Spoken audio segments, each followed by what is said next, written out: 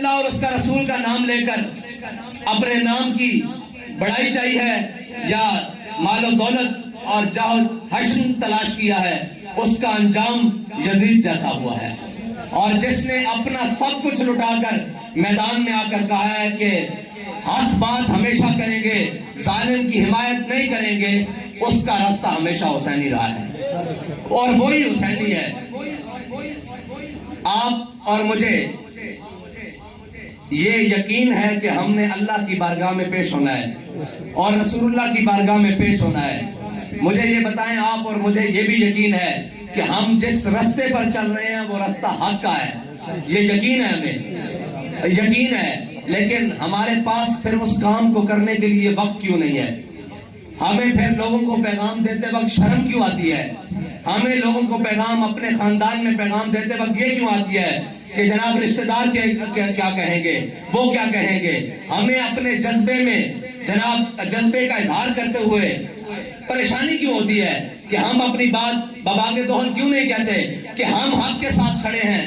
تعداد معنی نہیں رکھتی، تعداد اگر معنی رکھتی ہوتی تو کبھی بھی حسین 72 لے کے کربلا میں نہ جاتے۔ بات معنی یہ رکھتی ہے کہ حق کے ساتھ کون کھڑا ہے، اور تاریخ بھی اسی کو بات کو لکھتی ہے کہ حق پر کون کھڑا تھا۔ وقتی آزمائشیں اور حق کو دبانے کے لیے اقبال کہتا ہے عید و قوت از حیات آمد پدید، موسیٰ و فرعون و شبیر و یزید۔ اقبال کہتا ہے یہ دو قوتیں تا صبح قیامت آپس میں برسر پیکار رہیں گی، آپس میں آمنے سامنے رہیں گی، موسیٰ و فرعون۔ جہاں فرعون ہوگا وہاں موسیٰ ضرور آئے گا، اور جہاں یزید سر اٹھائے گا وہاں امام حسین ضرور آئیں گے۔ تو یہ دو قوتوں نے قیامت تک رہنا ہے۔ اب ہم اس سے گھبرا جائیں کہ جناب ہمارے پرچے ختم نہیں ہو رہے، ہمارے گھر میں پولیس کا چھاپا لگتا ہے، ہمارے 4 شیڈول کے اندر سے نام نہیں نکل رہا۔ آپ کو کس نے کہا ہے کہ کبھی بھی حق غالب جناب نرم و نازک بستروں میں یا ٹریوں میں رکھ کے اگلوں نے کہا کہ یہ آپ قبول کر لیں؟ یہ سارے رستے کی سختیاں قبول کر کے جو چلے گا منزل اس کو ملے گی۔ اور جو ان دائیں بائیں چیزوں کی طرف دیکھے گا، دنیا، یہ ساری دنیا کی چیزیں ہیں، اور شیطان کے چیلوں کا کام ہی یہ ہے کہ حق والوں کو کبھی ادھر سے کبھی ادھر سے کبھی ادھر سے کبھی ادھر سے چھیڑ کر الجھائے رکھنا اور یہ ڈرائے رکھنا کہ جناب آپ کے ساتھ ایسے ہو جائے گا، آپ کے ساتھ ایسے ہو جائے گا۔ مجھے بتاؤ ہمارے ساروں کے ساتھ امام حسین کے قبیلے سے زیادہ تو کچھ نہیں ہو سکتا۔ جب وہ حق کے لیے کھڑے رہے ہمیں تو مسئلہ ہی کوئی نہیں ہے۔ اگر ہم سب بھی مل جائیں، سارے کارکنن اور سارے لوگ بھی مل جائیں، ہمارے ساتھ بابا جی کے اوپر جو ظلم ہوا اس سے زیادہ تو کچھ نہیں ہو سکتا۔ اور مرنا تو ہے ہی۔ امام حسین نے کیا کہا؟ جب اس جسم کو موت آنی ہے تو پھر کیوں نہ اللہ اور اس کے رسول کے رستے پر، حق کے رستے پر آ جائے۔ تو ہم کیوں خوف کھاتے ہیں، ہم کیوں پریشان ہیں؟ اور رہی بات، اللہ تعالیٰ کبھی بھی کسی قوم کی محنت کو رائے گاہ نہیں جانے دیتا، یہ اس کا اصول ہے۔ محنت کافر کرے، محنت ظالم کرے، محنت فاسق کرے، محنت مسلمان کرے، مومن کرے، منافق کرے، جو محنت کرے گا، یہ دنیا دارالعمل ہے، یہ دارالجزا نہیں ہے۔ یہاں جو محنت کرے گا اس کو اس کا صلہ ضرور ملے گا۔ لہذا اگر ہمارے کام میں کوئی کمی آ رہی ہے تو اس کا مطلب ضرور ہے کہ ہماری محنت میں کوئی کمی ہے۔ اگر مومن اپنے اندر اخلاص کے ساتھ محنت کرے گا تو پھر اللہ تو اخلاص کو رائے گاہ نہیں جانے دیتا۔ جنہوں نے اخلاص کے ساتھ ایک مٹھی جو دیے، رب نے کہا قیامت تک اور پہاڑ جتنا سونا بھی تم خرچ کرو، تمہارے اس سونے اور جو کی مٹھی کے برابر نہیں ہو سکتے جو تم نے کیا۔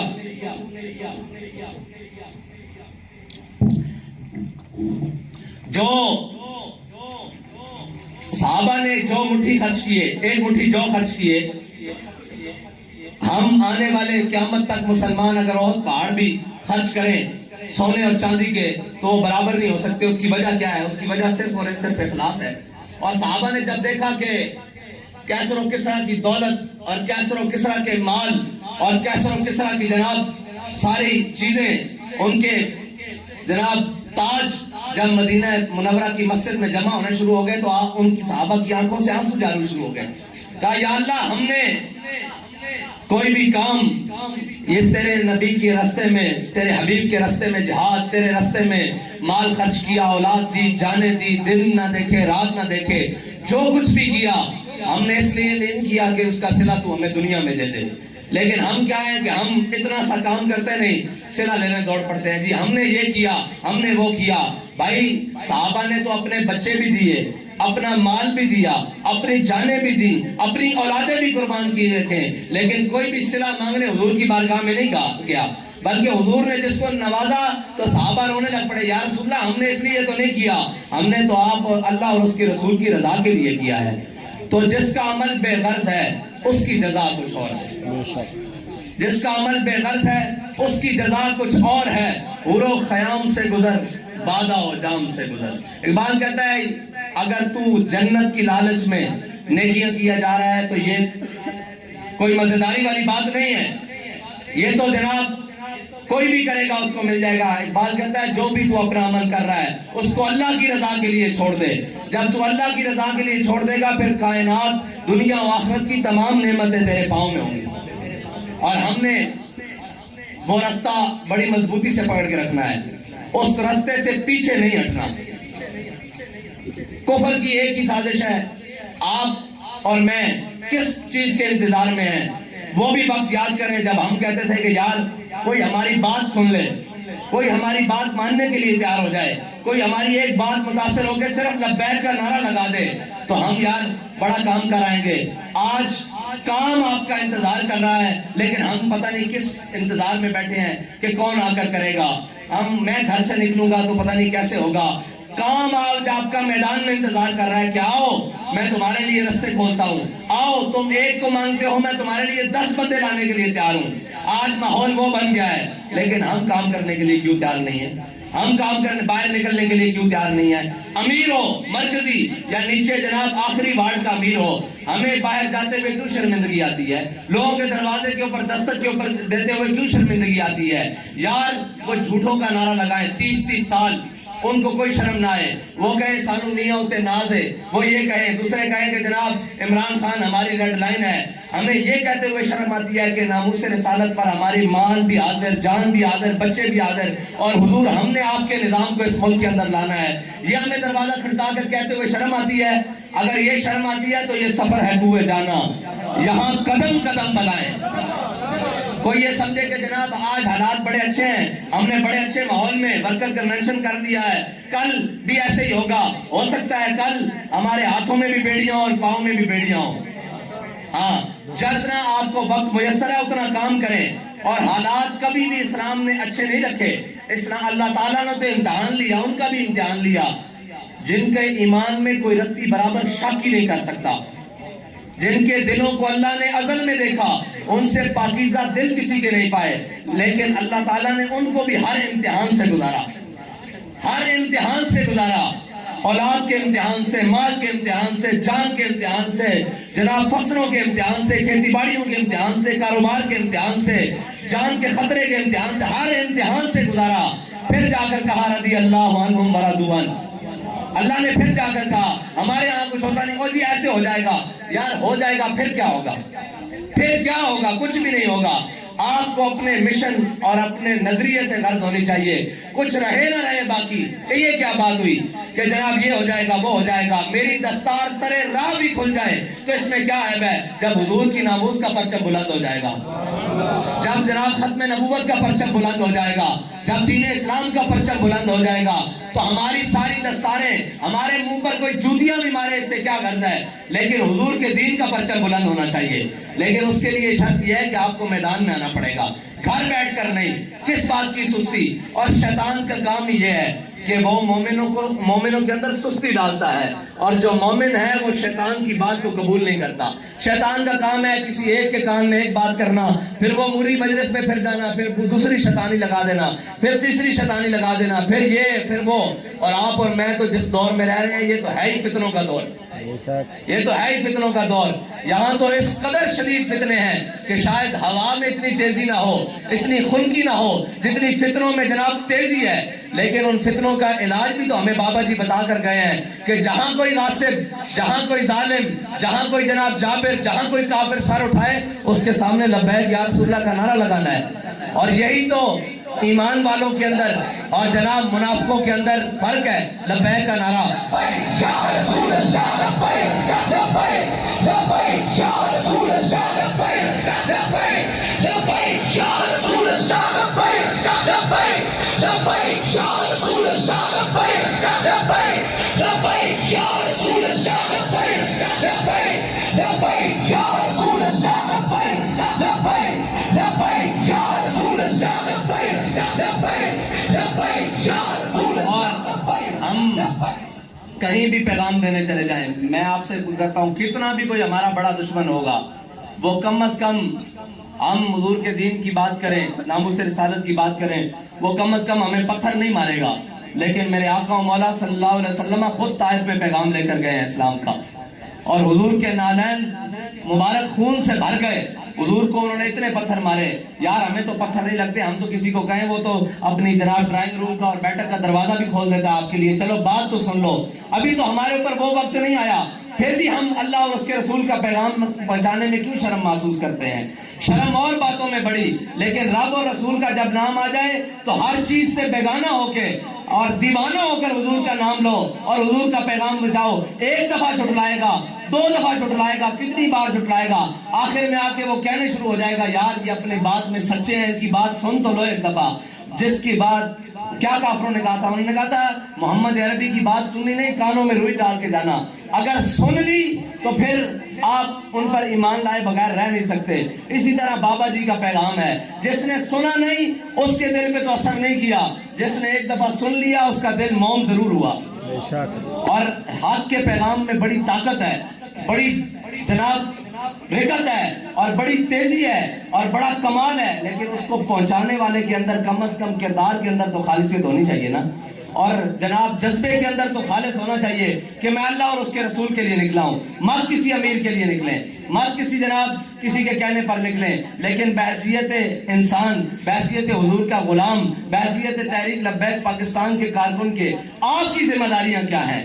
ہمیشہ چھوٹا یہ پوچھے گا کہ آپ کی ذمہ داری کیا ہے. ہماری ذمہ داریاں یہی ہیں کہ آپ کے مشن کو کہیں نہیں بیچنا, نہ آپ کے جناب نظریوں کو کہیں بیچنا ہے, نہ آپ کے جناب جذبات کو کہیں بیچنا ہے, لیکن آپ کی ذمہ داری یہ ہے کہ آپ جا کر اپنے چھوٹوں سے پیار کریں, اپنے رہنے والوں کو اس مشن کے اوپر لے کر آئیں اور ان کو بتائیں کہ جناب حق کا راستہ یہ ہے. اور یاد رکھیے گا اللہ بے نیاز ہے اس بات سے کہ آپ اور میں کام کریں اس کے دین کا یا نہیں, یہ بے نیاز ہے. اللہ اگر کام لینے پر آئے تو وہ تو ہاتھیوں سے لے لیتا ہے, وہ تو جانوروں سے لے لیتا ہے, وہ تو ابابیلوں سے لے لیتا ہے, وہ تو منگولوں کے کتوں سے لے لیتا ہے. جب وہ کام لینے کے لیے آئے وہ تو لنگڑے مچھر سے نمرود کو مروا دیتا ہے. وہ آپ کا میرا تو محتاج نہیں ہے, یہ تو میرا امتحان اور آپ کا امتحان ہے کہ ہم نے کس کو راضی کرنا ہے اور کس طرح کام کرنا ہے. لیکن آج کے بعد آپ جائیں اور جا کر پیغام دیں, گھر گھر میں, گلی گلی میں پیغام دیں, اور یہ کہ ایک دوسرے کی ٹانگیں کھینچنے کی بجائے, عہدوں کی لالچ کی بجائے یہ کہیں کہ بھائی عہدہ ملے نہ ملے, میری ذمہ داری ہے بحیثیت کارکن کے, بحیثیت ذمہ دار کے, بحیثیت رکن کے, میری ذمہ داری ہے کہ تحریک کی بہتری کے لیے جو بھی کام ہے میں اس کو کروں. لیکن اگر نظم کی بات آ جائے تو اپنے بڑوں کی باتیں یاد رکھنا, جو اپنے بڑوں کی نہیں سنتا پھر وہ ساری زندگی سب کی سنتا ہے, پھر اس کو سب کی سننی پڑتی ہیں, اور جو اپنے بڑوں کی سنتا ہے اس کو پھر ساری زندگی کسی کی سننی نہیں پڑتی. یہ یاد رکھنا. اگر آپ اپنے نظم میں قائم ہو کر آ کر تحریک کی بہتری کے لیے صبح شام, اور یاد رکھنا ہمارے بڑے لوگ عجیب ہیں, اور جناب یہ ایسے ہو گیا ویسے ہوگا, یاد رکھنا کام کرنے والوں سے غلطیاں ہوتی ہیں, ویلے آدمی کبھی غلطی نہیں کرتا. ابھی جو کوئی گھر سے نکلے اور یہاں تک پہنچے, رستے میں اس کے ساتھ کوئی چین ٹوٹ جائے, کوئی موٹر سائیکل پنچر ہو جائے, کوئی گاڑی لگ جائے, تو وہ نکلا ہے تو اس سے لگی ہے نا. اب جو گھر بیٹھے ہیں ان کی کیوں نہیں لگی؟ گھر بیٹھے لوگوں کو کبھی کبھی غلطی کسی سے نہیں ہوئی. جو کام کرتا ہے غلطیاں بھی اسی سے ہوتی ہیں, اور اگر اس سے غلطی ہو بھی جائے تو یہ نہیں کہ آپ اس کا ڈنڈورا پیٹنا شروع کر دیں, بلکہ اس کو علیحدہ جا کے بتا دیں آپ بات اس طرح نہیں اس طرح کر لیں, تو آپ بڑی ساری بہتری کر سکتے ہیں. لیکن ہمارا رویہ اور ہماری یہ بات اس کو اس بات پر مجبور کر دیتی ہے کہ وہ اپنی غلطی پر ڈٹ جائے. اس نے غلط بھی کیا ہے تو ہمارا رویہ اور ہماری باتیں اس کو اس بات پر مجبور کر دیتی ہیں کہ جو تم نے غلط کیا اس پر ڈٹ جاؤ. اگر ہم اس کو پیار سے, محبت سے, الفت سے سمجھا دیں کہ آپ کے اس عمل نے ہمارے اس کام کو نقصان پہنچایا ہے, تو وہ سمجھنے کے قابل ہو جائے گا. آپ سارے ذمہ دار ہیں. جہاں آپ کام کر رہے ہیں وہاں میں ساری زندگی نہیں جا سکتا. ان گلیوں میں، ان کوچوں میں، ان وارڈز میں، ان یوسی میں اگر میں روزانہ بھی چاہوں تو روزانہ بھی نکلوں تو 274 یوسیاں اب تو 500 کے قریب ہو گئی ہیں. میں روزانہ بھی ایک یوسی میں جاؤں تو نہیں جا سکتا. لہذا وہاں کام کرنا آپ کا کام ہے. جہاں ہم بیٹھے ہیں آپ کے پیغام کو آگے پہنچانا، آپ کے مشن کو ثابت رکھنا وہ ہمارا کام ہے. آپ اپنا کام خوبصورتی سے جاری رکھیں، آپ کو یہاں سے شکایت نہیں آئے گی. لیکن ہمیشہ نیچے سے، نیچے والا ورکر اس بات کا جناب ماضی رہتا ہے جی ہم کیا کریں. میں آپ کو بتاتا ہوں کیا کریں. آپ ایک کام تو کر سکتے ہیں. اگر آپ اپنی مسجد، گھر والی مسجد کے قریب رہتے ہیں تو 5 وقت اس میں نماز پڑھنی شروع کریں تو آپ کا کام شروع ہو جائے گا. صرف 5 وقت نماز پڑھنی شروع کریں. اگر آپ دن میں کئی کام پر ہوتے ہیں تو آپ فجر اور عشاء وہاں پڑھنی شروع کریں. آپ کو 10 کارکن ہر مسجد سے ضرور مل جائیں گے. آپ کو 10 آپ کے مشن والے ہر ضرور مل جائیں گے. لیکن یہ کہنا کہ ہم کچھ نہیں کر سکتے، نیچے لوگ نہیں سنتے، بھائی لوگ سنتے ہیں، لوگ مانتے بھی ہیں. لیکن آپ ان کے پاس جائیں تو صحیح، آپ ان کو بات کرنے کا کوئی سلیقہ تو ہو. لیکن یہ نہیں جی میرے میں بڑی آکڑ آ گئی ہے، میں لہذا امیر بن گیا ہوں، میں اپنی گھر کی دہلیز سے بھی باہر نہیں نکلوں گا. تو بھائی پھر یاد رکھنا کہ آپ اللہ اور اس کے رسول کے ہاں مجرم ہو سکتے ہو. آپ کو ہم نے ذمہ داری دی ہے اور ہر ذمہ دار اپنے کندھوں پر جو اس کی ذمہ داری ہے اس کا جواب دہ بھی ہے.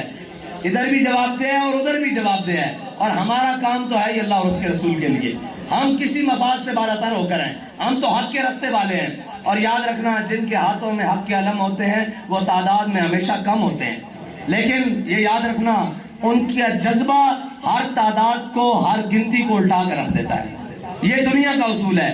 آج تک کسی تعداد والوں نے کبھی حق کا راستہ نہیں چنا.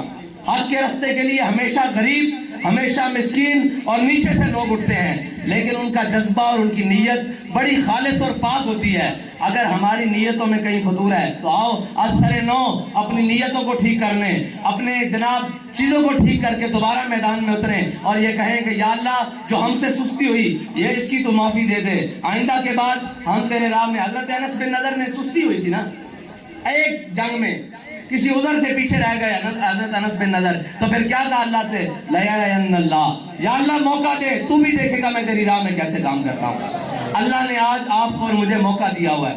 آؤ نکلیں حضور کے دین کے لیے کام کریں. اور یہ یاد رکھنا قبریں ان کی بھی اتنی ہوتی ہیں، کبھی بڑی اور چھوٹی نہیں ہوئی، نہ اندر ہیٹر اور جناب اے سی لگے ہیں. بزدلوں کی قبریں بھی اتنی ہوتی ہیں اور دلیروں کی قبریں بھی اتنی ہوتی ہیں.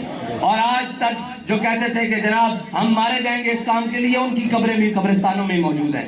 مر تو جانا ہے، لیکن اس نے کیا کہا تھا ظہیر الدین بابر نے، کیا ہو ذرا شان سے مر جائیں، ذرا حضور کا نام لیتے ہوئے دنیا میں چلے جائیں. اور یہ یاد رکھنا جو ان کے نام پر مر جائے پھر وہ مرتا نہیں ہے، وہ پھر مرتا نہیں ہے، پھر وہ جناب حیات ابدی میں چلا جاتا ہے. ان کے نام لیوا کبھی مر سکتے ہی نہیں. اس لیے کہ اگر وہ مر جائیں تو پھر دنیا میں رہ گئے، پھر دنیا کا نظام کیسے چلے. آؤ حضور کے دین کے لیے دیوانہ بار ہو کر، ہر کسی ملامت والے کی ملامت سے دور ہو کر، ہر پریشانی اور غم سے دور ہو کر حضور کے دین کا کام کریں اور حضور کے پرچم کو پوری دنیا پر لہرانا ہے. آپ کی میری ذمہ داری تو ابھی فلسطین تک بھی ہے، ابھی کشمیر تک بھی ہے. ابھی تو ہم اپنے شہر لاہور کی گلیوں میں نہ نکل سکیں تو آپ کو کیا خیال ہے پھر فلسطین میں جمعہ پڑھائیں گے؟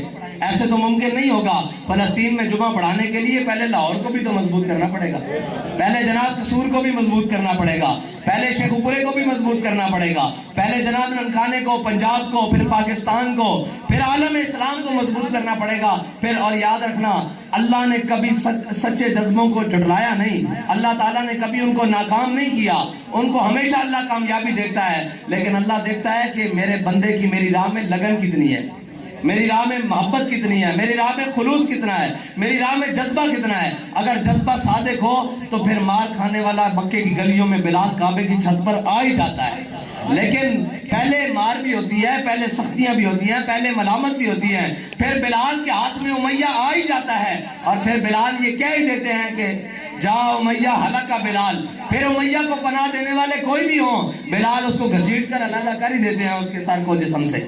ہاں یہ وقت آ ہی جاتا ہے، لیکن اس سے پہلے مشکلات کو، پریشانیوں کو سامنا کرنا پڑتا ہے. اللہ تعالیٰ مجھے اور آپ کو حضور کی خالص محبت عطا فرمائے اور حضور کے دین کے لیے ہمیں اپنا جان، مال، وقت ہر کچھ صرف کرنے کی توفیق عطا فرمائے. اور رہی بات دنیا سے راضی جانے کی، دنیا سے دنیا کے کاموں کی، تو دنیا سے راضی فرعون بھی نہیں گیا، دنیا سے راضی نمرود بھی نہیں گیا، دنیا سے راضی حامان اور قارون بھی نہیں گئے. یہ دنیا بڑی جناب عجیب ہے.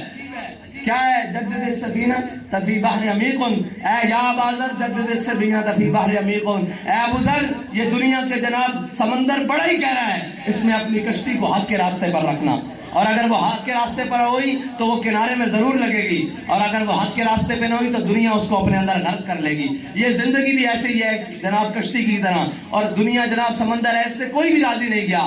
آج تک ہمارے جناب بڑے کہتے تھے پوری کسی دی نہیں پئی، پنجابی لجولا میں پوری آج تک کسی دی نہیں پئی اور نہ پینی. یہ دنیا دا اصول ہے. ہاں پوری اس دی پینی جڑا اللہ دے راستے تے لگ پیندا، پھر رب فرماندا میں اس دے کماں نوں لگ پیندا، اس دے سارے کم میں کردا. اللہ دے راستے وچ کچھ آ کے تے دیکھو، کچھ اپنا وقت دے کے تے دیکھو، اور چمن میں میری تلخ نوائی گوارا کر. اقبال کہتا ہے چمن میں میری تلخ نوائی گوارا کر کہ زہر بھی کرتا ہے کبھی کار تریاکی. اقبال کہتا کدی کدی زہر بھی موت تو بچن دا سبب بن جاندا. اے ساڈیاں سخت گلاں اور نرم گلاں انہاں نوں اپنے دلاں وچ بھی جگہ دیو اور اپنے عمل وچ بھی جگہ دیو. اللہ تعالیٰ تانوں تے مینوں اخلاص عمل عطا فرمائے. واخر دعوانا الحمدللہ.